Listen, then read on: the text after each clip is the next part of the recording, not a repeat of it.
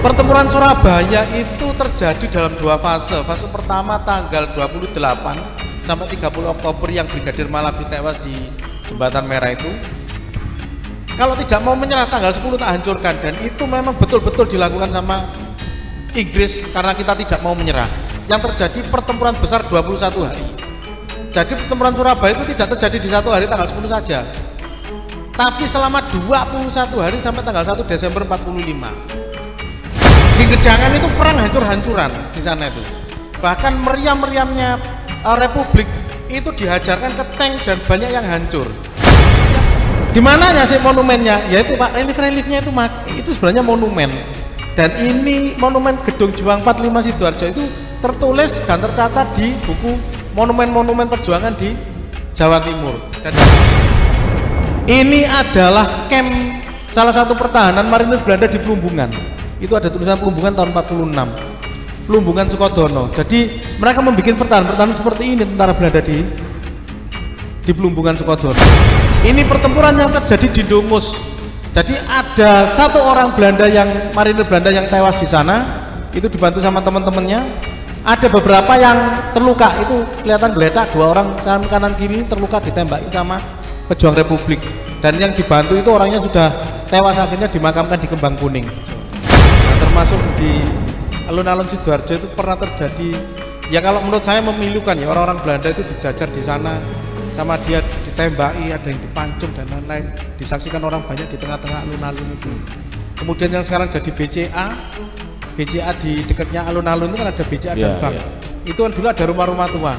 Jadi yang diduga mata-mata itu badannya dikasih ban, disiram bensin, dibakar, di situ dilihatin orang banyak. Dia menyatakan kalau jadi mata-mata begini nasibnya, dibakar namanya.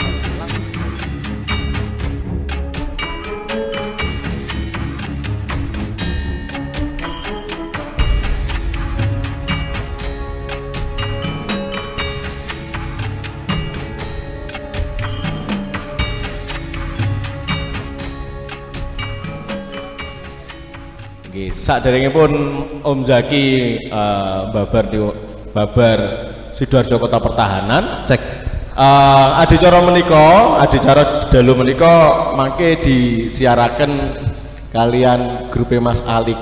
Matur nuwun Mas Alik.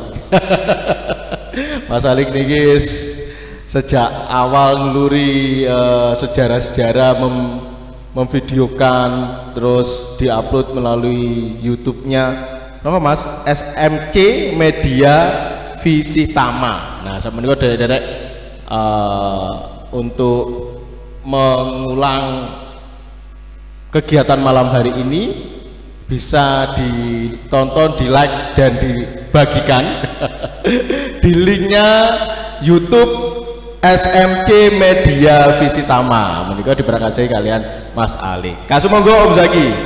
Bismillahirrahmanirrahim. Assalamualaikum warahmatullahi wabarakatuh. Tama-tama saya pakai bahasa Indonesia mohon ya Pak. Saya khawatirnya kalau pakai bahasa Jawa halus khawatir salah. Yang pertama yang saya hormati rekan-rekan para pegiat dan pelestari budaya.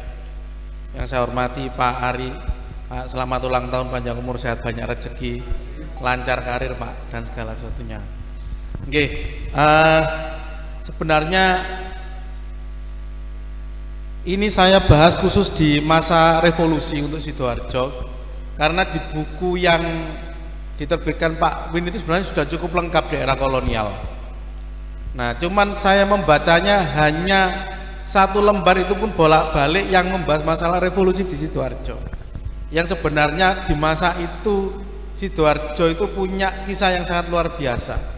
Sebelum saya mulai, mari kita berdoa menurut agama dan percaya masing-masing untuk para pahlawan yang gugur di Sidoarjo, ribuan pahlawan yang gugur di Sidoarjo.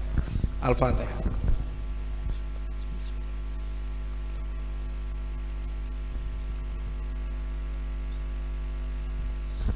Amin. Matur nuwun. Ya, yang kedua, tempat ini unik Pak.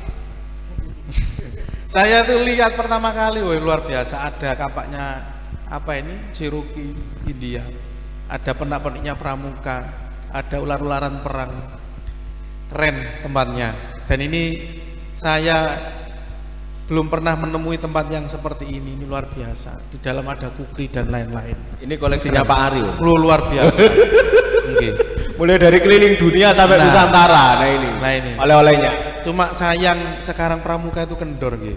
Padahal orang kalau tahu, saya sudah bilang sama teman-teman yang pramuka, kalian itu yang dipelajari ilmunya tentara, mau kelambini tok ae sing berbalut pramuka. Ilmu tentara ini ndak ono organisasi belajar sandi-sandi. Kamu belajar menulis, belajar mengamati, belajar intelijen itu sampai ndak paham. Coba sampai jangan belajar hanya kulitnya tapi dalamnya sampai pelajari. Itu ilmu intelijen semua. Itu ilmu berbahaya loh kalau diterapkan. Cuma sampai nggak paham. Coba sampai pahami maknanya itu loh. Itu luar biasa. Orang sipil yang siap perang itu cuma pramuka loh Pak. Pilihannya ndak siap loh. Ini serius sekali. Apalagi itu ada satuan karya, ono Bahari, ono Bayangkara, Taruna Bumi, sekarang ono Wira, apa itu yang punya angkatan darat dan lain-lain itu. Jadi kalau anak-anaknya pramuka ojo dilarang Pak, dukung. Itu organisasi bagus. Nah, itu untuk membina mental kejuangan dan patriotisme Indonesia itu sangat bagus sekali. Nggih. Sidoarjo Kota Pertahanan untuk Sarasehan mau copat. Saya Ahmad Zaki Amani dari Begandring Surabaya, sama dengan Cak TP. Kalau Cak TP di era kekunoan candi-candi punden-punden, saya pernah ngenger sama Cak TP, ngikuti sampai ke punden-punden, luar biasa. Oke, next Mas. Ya, ini peta penyerangan Jepang sebenarnya. Mereka mendarat dari daerah Bulu. Mereka mau menyerang Surabaya itu tidak dari depan Pak, tapi dari belakang. Jadi Surabaya itu dilingkari dari belakang, Surabaya itu diserang dari Sidoarjo. Jadi Belanda sudah mempersiapkan wilayah utaranya dengan pertahanan sangat kuat, tapi Jepang tidak muncul di utara, muncul dari belakang, dari arah selatan. Dan ini sama sekali tidak diduga. Lanjut Mas.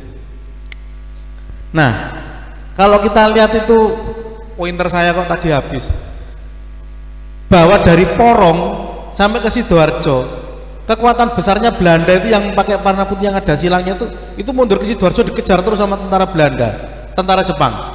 Dan tentara Jepang itu markas besarnya ada di Sidoarjo. Itu yang tulisnya Hakyu itu adalah headquarter. Tentara Jepang itu markasnya ada di Sidoarjo. Buktinya apa? Lanjut. Next Mas.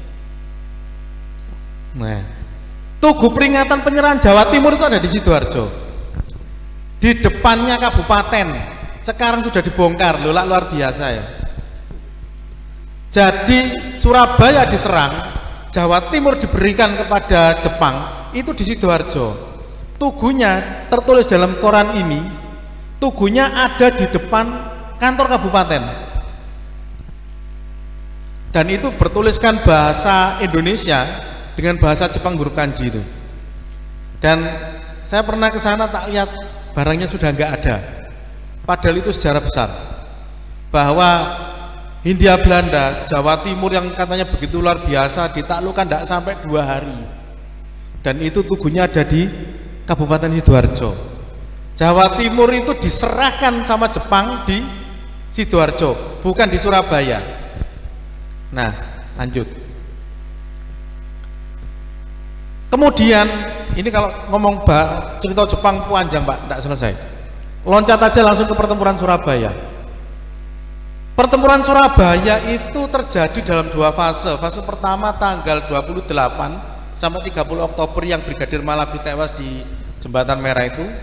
Kemudian karena tewasnya seorang brigadir jenderal, itu kemudian Sekutu mengeluarkan ultimatum untuk orang Surabaya bertanggung jawab. Kalau tidak mau menyerah tanggal 10 tak hancurkan. Dan itu memang betul-betul dilakukan sama Inggris karena kita tidak mau menyerah. Yang terjadi pertempuran besar 21 hari. Jadi pertempuran Surabaya itu tidak terjadi di 1 hari tanggal 10 saja, tapi selama 21 hari sampai tanggal 1 Desember 45. Pertempuran Surabaya itu saya bisa membayangkan kekuatan satu divisi pemenang perang dunia kedua ditahan selama 21 hari di Surabaya. Nah, lanjut. Apa yang terjadi di Sidoarjo pada saat pertempuran Surabaya? Dalam satu buku yang diterbitkan orang Belanda berjudul Grove Geskut. Grove Geskut itu kekuatan besar dari pertahanan, persenjataan. Mereka menyatakan tanggal 14-15 November itu pesawat tempur Inggris itu menembak kereta api yang isinya para pengungsi di stasiun Gedangan. Jadi kereta api itu dari Surabaya mau keluar Surabaya melewati Gedangan, dan kereta api yang penuh dengan para pengungsi itu ditembaki dari atas oleh pesawat. Nah, kita bisa membayangkan, nggak usah zaman itu, kalau zaman sekarang sampai di dalam kereta api terus kemudian kereta apinya ditembaki dari atas, itu kan bisa membayangkan berapa ngerinya. Orang mau keluar dari kereta api dengan pintu yang kecil, semuanya mau keluar, dan korbannya cukup besar disebutkan di buku ini. Itu Pak Haryo Kecik dengan Pak Nasution mengakui bahwa pengoboman kereta api yang penuh dengan pengungsi itu sangat mengerikan. Mengerikan korbannya, Pak, korbannya di dalam kereta api itu. Dan itu kalau saya katakan sebagai kejahatan perang sebenarnya. Ini terjadi di Sidoarjo di Gedangan. Lanjut.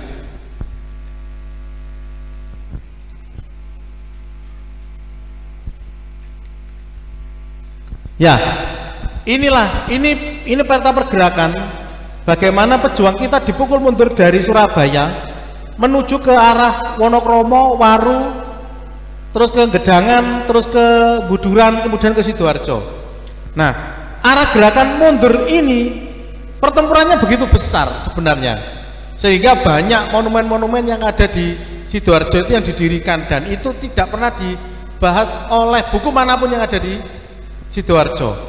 Nah, gerakan mundur ini karena Surabaya sudah dikuasai oleh Inggris, mundurnya di arah dua, ke arah Lakar Santri, ke Surabaya Barat, ke Gresik, juga ke arah Sidoarjo melalui beberapa tempat. Itu yang ada merah-merahnya itu terjadi pertempuran di sana, di Waru, di Gedangan, di Buduran, dengan di Sidoarjo kota.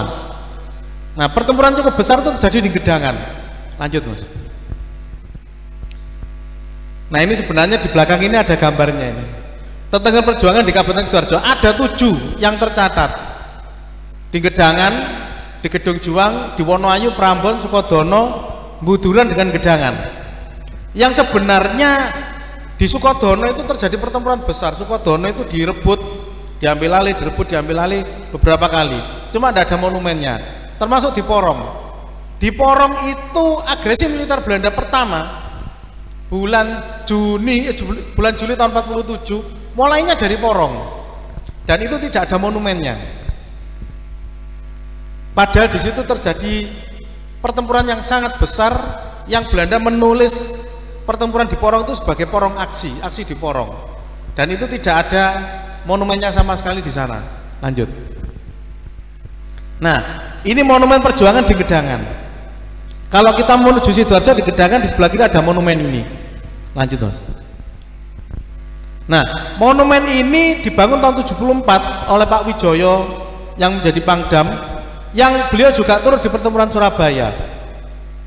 Tanggal 8 Desember 1945 Republik itu membangun pertahanan besar di Gedangan, dan baru bisa ditembus 3 hari kemudian di tanggal 11. Di Gedangan itu perang hancur-hancuran di sana itu. Bahkan meriam-meriamnya Republik itu dihajarkan ke tank dan banyak yang hancur. Yang terjadi adalah, lanjut, ada seorang ulama dari Garut namanya Kiai Haji Mustafa Kamil. Beliau dari Hizbullah Garut datang ke Surabaya karena Surabaya sudah dikuasai.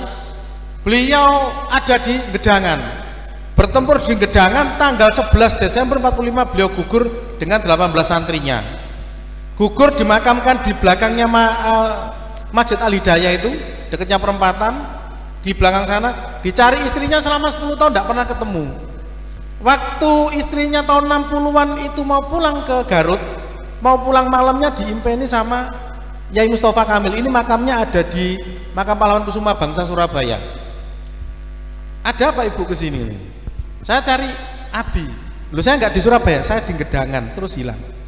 Akhirnya ditanya, ada nggak wilayah sini di Gedangan? Oh, ada di sebelah sana.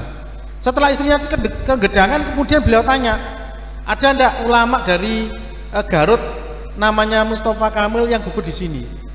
Setelah dikasih tahu ciri-cirinya, ternyata Juru kuncinya makam itu mengenali beliau. Nah, juru kuncinya makam mengenali beliau, itu ada yang sebelum dimakamkan, barangnya saya simpan, ini barangnya, peci dengan tasbih, yo ini punya suami saya, katanya gitu. Setelah digali, makamnya beliau digali itu, jasadnya masih utuh, tapi 18 santrinya sudah jadi kerangka semua. Akhirnya digali, dipindahkan ke Surabaya, di makam pahlawan Surabaya. Setiap tanggal 11 Desember, pondok pesantrennya beliau, punyanya anak beliau yang ada di Garut, itu minimal 5 bis ziarah ke makamnya beliau di Surabaya. Itu ziarah setiap tanggal 11 Desember. Lanjut. Gedung Juang yang ada di Sidoarjo itu dulu markasnya BKR Sidoarjo. Itu dulu juga gedung radio, direbut, dijadikan markas oleh BKR Sidoarjo dipimpin Pak Sucipto Kartoyudo. Di mananya sih monumennya? Yaitu Pak, relief-reliefnya itu sebenarnya monumen. Dan ini monumen Gedung Juang 45 Sidoarjo itu tertulis dan tercatat di buku monumen-monumen perjuangan di Jawa Timur. Dan itu salah satu monumen Sidoarjo yang ada di tengah-tengah kota. Lanjut. Nah, ini narasinya bahwa itu jadi markasnya BKR, kemudian pernah jadi markasnya Angkatan Laut Jepang, jadi gedung radio, kemudian diambil alih oleh BKR Sidoarjo yang dipimpin oleh Pak Cip, dijadikan markas, tapi tidak lama seluruh batalionnya itu ke Surabaya, ikut pertempuran Surabaya. Beliau berangkat dari stasiun Sidoarjo sampai ke Waru, begitu sampai stasiun Waru jalan sampai Wonokromo, bertempurnya di Wonokromo, batalion 1 Sidoarjo ini. Lanjut. Monumen Tugu Peluru Wonoayu, ada orang Wonoayu di sini? Nggak ada. Kalau lewat di Wonoayu di perempatan itu ada Tugu Peluru Wonoayu. Ini tugunya bukan asal ditancapkan di situ terus tidak ada kisahnya, itu ada kisahnya. Lanjut Mas. Itu ada 4 orang anggota TKR yang gugur di sana tanggal 24 Desember dan itu betul-betul terjadi. Tentara Inggris itu tanggal 22 dari Sidoarjo kemudian ditahan di perempatan Wonoayu itu dan terjadi pertempuran dan 4 orang ini gugur di sana. Ini makamnya ada Pak, makamnya di Taman Makam Pahlawan Mojokerto, kalau tidak percaya boleh dicek di sana. Ini ada orangnya. Lanjut. Inilah laporan yang menunjukkan terjadinya pertempuran di perempatan Wonoayu itu. Ini dari laporan tentara Inggris bahwa ada 1 batalion tentara Inggris dari orang-orang Madras India itu tanggal 22 mau ke Kerian lewat Wonoayu mencari pilot yang ditembak di daerah Kedamaian. Pada saat lewat di perempatan itulah mereka diserang. Kemudian yang menyerang itu berhasil melarikan diri dan 4 orang itu gugur dan ini ada laporannya. Dan memang tugu itu benar-benar dibangun di bekasnya makam pahlawan 4 orang tadi yang kemudian dipindahkan ke makam pahlawan Mojokerto. Nah, lanjut. Ini data dari makam pahlawan Mojokerto. Dan itu ada nama-namanya beliau di sana, Herkamto dan lain-lain yang ada di sana.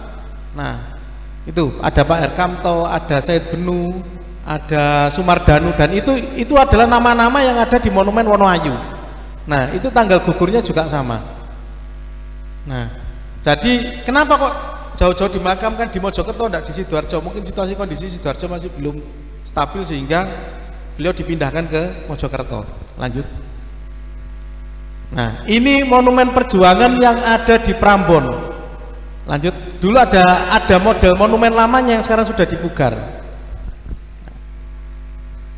Nah, yang terjadi di pertigaan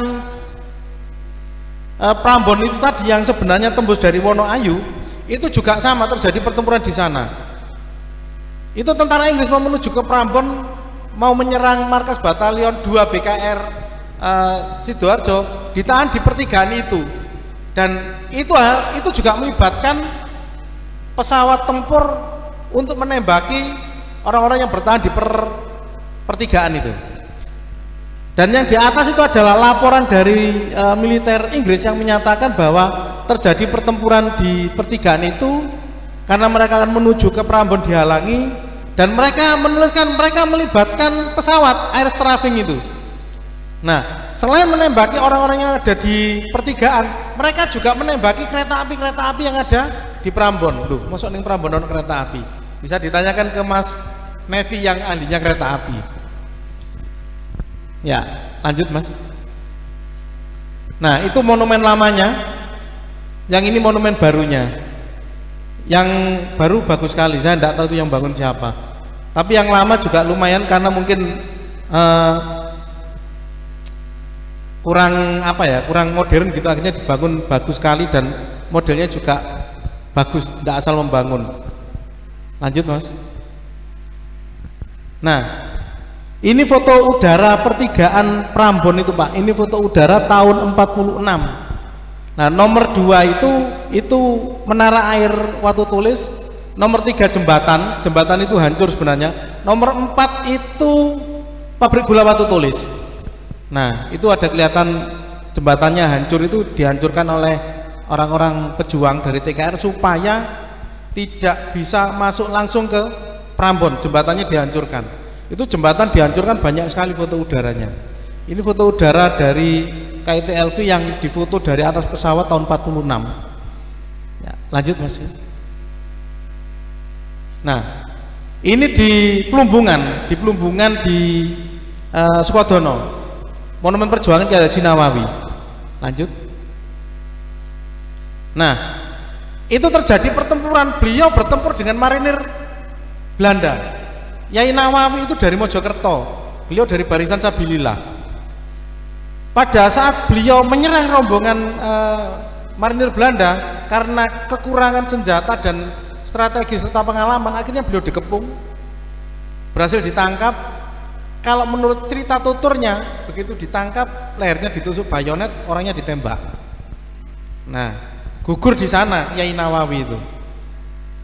Akhirnya didirikan monumen yang di tempat tadi, di tempat beliau gugur yang sekarang sudah jadi rumah.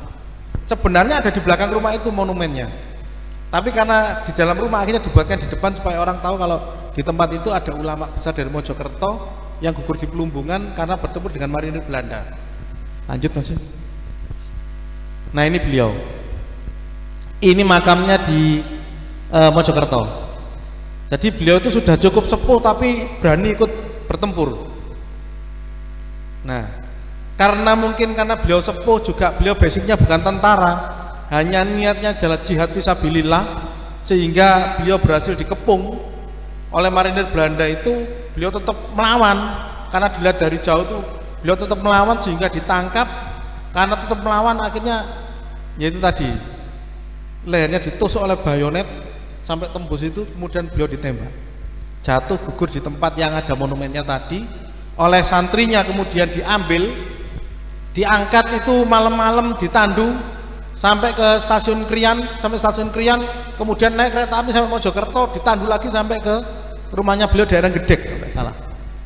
Nah, itu makamnya, ini makamnya beliau. Nah, ini salah satu foto, satu-satunya foto beliau, dan ini bukunya. Titik akhir di Sumantoro Plumbungan Sukodono gitu. Lanjut Mas. Nah, ini adalah camp salah satu pertahanan marinir Belanda di Plumbungan. Itu ada tulisan Plumbungan tahun 46, Plumbungan Sukodono. Jadi mereka membuat pertahanan seperti ini, tentara Belanda di Plumbungan Sukodono itu. Lanjut Mas. Nah, ini pertempuran yang terjadi di Dungus. Jadi ada satu orang marinir Belanda yang tewas di sana, itu dibantu sama teman-temannya. Ada beberapa yang terluka, itu kelihatan geletak, 2 orang kanan kiri terluka ditembaki sama pejuang Republik, dan yang dibantu itu orangnya sudah tewas, akhirnya dimakamkan di Kembang Kuning. Nah, ini menunjukkan bahwa di wilayah sekitarnya pertahanan dari Yai Nawawi tadi memang sangat kuat sekali dijaga oleh marinir Belanda.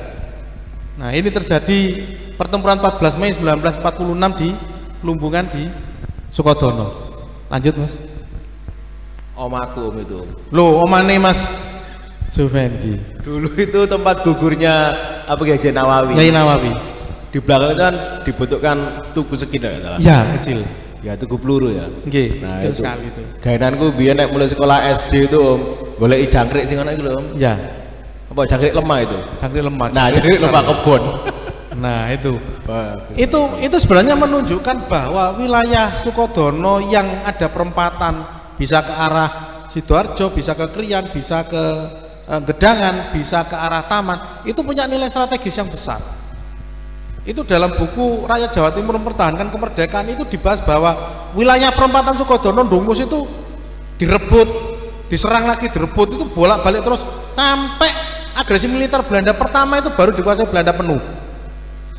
Wilayah itu tidak boleh jatuh ke tangannya Belanda, karena kalau itu jatuh kita tidak bisa lari ke Krian, tidak bisa ke Sidoarjo, tidak bisa membantu Gedangan. Nah, sehingga perempatan itu harus dipertahankan habis-habisan. Makanya Belanda membangun beberapa pos di sana dan sangat kuat dari marinir Belanda. Dan marinir Belanda itu mereka dilatih oleh Amerika di Australia dan di Kepulauan Pasifik, yang memang awalnya untuk menduduki Indonesia. Isu awalnya kan kenapa mereka agresi pertama itu kan isunya komunis. Nah, setelah tahu 48 komunis dihabisi oleh Republik sendiri tanpa bantuan asing, Amerika akhirnya berubah sikap. Di tahun 48 agresi militer Belanda kedua sebenarnya kan tidak setuju Amerika. Nah, karena apa? Isunya komunis itu tidak benar. Akhirnya kan didesak, akhirnya disuruh gencatan-gencatan dan ada perundingan. Meskipun sudah terlanjur adanya agresi militer Belanda kedua Desember 48 itu. Oke, lanjut Mas. Ini masih banyak, kenapa saya percepat? Di Sidoarjo sebelum kita naik tol itu ada monumennya Pak Muhammad Maun Dirprojo.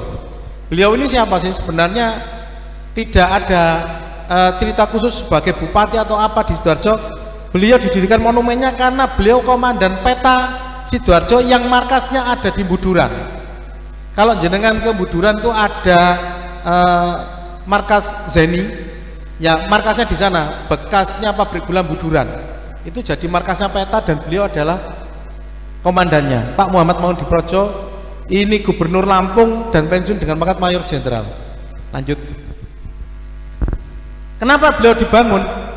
Beliau tuh punya anak dua yang sama-sama luar biasa. Ini Pak Muhammad Maun Dirprojo, ini istrinya. Yang di belakang itu Pak Himawan Sutanto. Ada yang kenapa Pak Himawan Sutanto? Kakwarnas dulu itu loh. Letnan Jenderal Himawan Sutanto Kakwarnas itu orangnya di belakang waktu muda. Waktu beliau jadi pejuang, pensiun pangkatnya Letnan Jenderal, anaknya Pak Muhammad. Yang Widyaning Sri ini diperistri sama Pak Susilo Sudarman, menteri dulu terkenalnya Menteri Pos dan Telekomunikasi Susilo Sudarman, jenderal.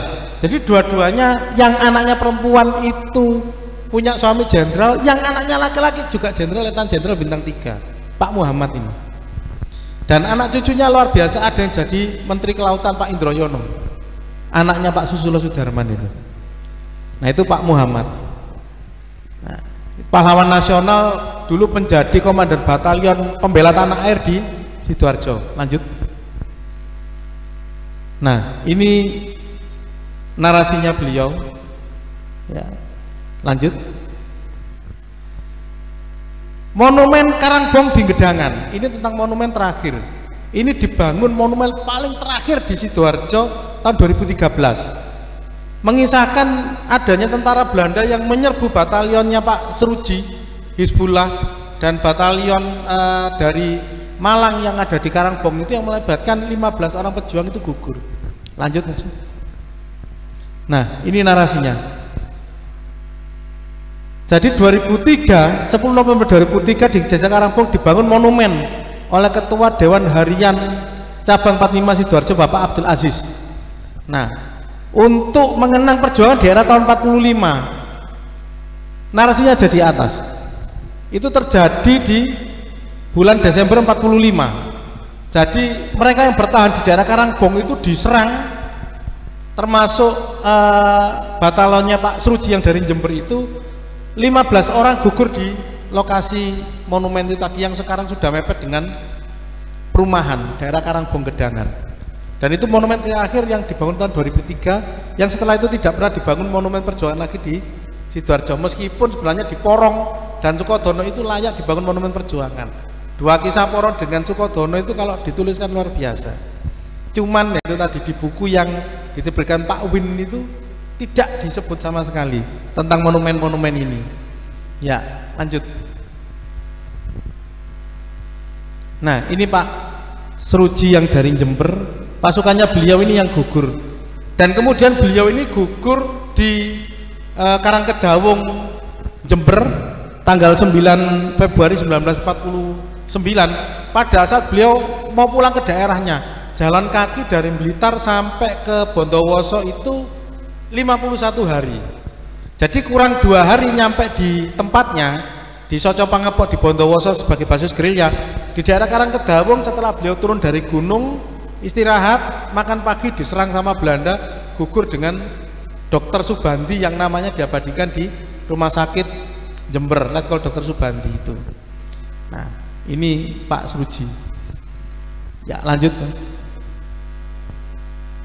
Nah, kedudukan TRI dan Badan Perjuangan bulan Juni tahun 46 itu Surabaya, saking tidak kelihatan ya. Surabaya itu dikepung mulai dari Gresik sampai ke Sidoarjo. Itu jumlahnya yang ngepung nggak main-main, 90.000 orang. Jadi Surabaya itu dikepung mulai dari itu kan Gresik yang di atas. Itu turun ke bawah itu kan ada nilai itu 6.000, 20.000, ada 30.000, ada 12.000. Itu kalau angka-angkanya dihitung 12, 20, 66 itu jadi 60.000. Itu TKR saja itu 60.000 orang yang ngepung Surabaya.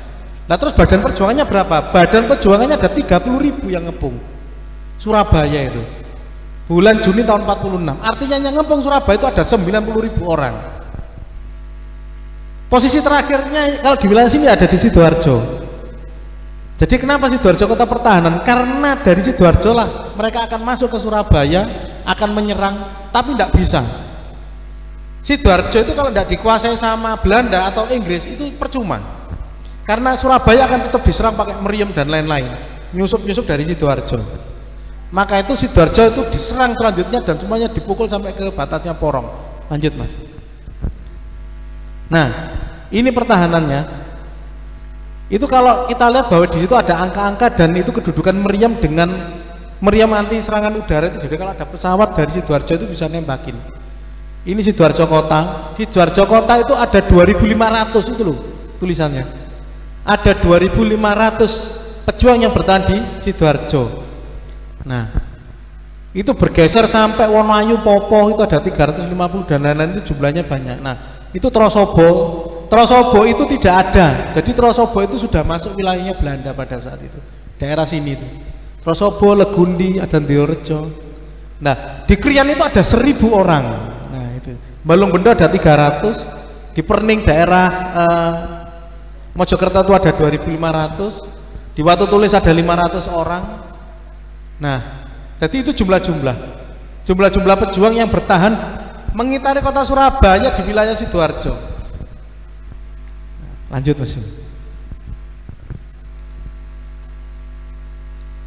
Nah, akhirnya apa yang terjadi? Karena Surabaya sering diserang dari Sidoarjo, Sidoarjo harus dikuasai secara penuh oleh militer Belanda. Yang terjadi bulan Januari tahun 46, bulan Maret tahun 46, Sidoarjo itu diserang habis-habisan dari arah Surabaya supaya para pejuang itu keluar dari kota Surabaya berbatasan dengan Sungai Porong. Nah itu dari Sukodono ke daerah Pilang, dari Gedangan ke Sidoarjo. Nah itu dari Diorejo ke Krian, itu yang merah-merah itu serangan tentara Belanda semua, mendorong para pejuang itu supaya keluar dari Sidoarjo. Karena kalau Sidoarjo belum dikuasai oleh Belanda, Surabaya itu tidak ada gunanya dipertahankan karena tetap diserangi dari Sidoarjo. Nah, karena mereka punya kekuatan senjata yang luar biasa, bantuan luar biasa, peralatan yang modern, ya dipukul mundurlah kita ini. Mereka tentara yang punya perlengkapan lengkap, tank, pesawat dan lain-lain, kita cuma bermodalkan bambu runcing, pedang, peralatan tradisional dan senjata yang seadanya, senapan-senapan peninggalan Jepang dan lain-lain yang kadang pelurunya nggak cocok. Nah itu pelurunya nggak cocok, dikekir, masukkan ke kamar senjatanya itu, dimasukkan, begitu mau ditembakkan tidak bisa karena pennya itu tidak bisa dudul bagian belakangnya peluru. Nah itu banyak kejadian. Nah akhirnya apa? Akhirnya yang terjadi bahwa seluruh pejuang yang ada di Sidoarjo itu berhasil dipukul mundur keluar ke Sidoarjo, berkedudukan di Mojosari, ke daerah Ngoro, Bangil dan lain-lain di luar kota Sidoarjo. Lanjut.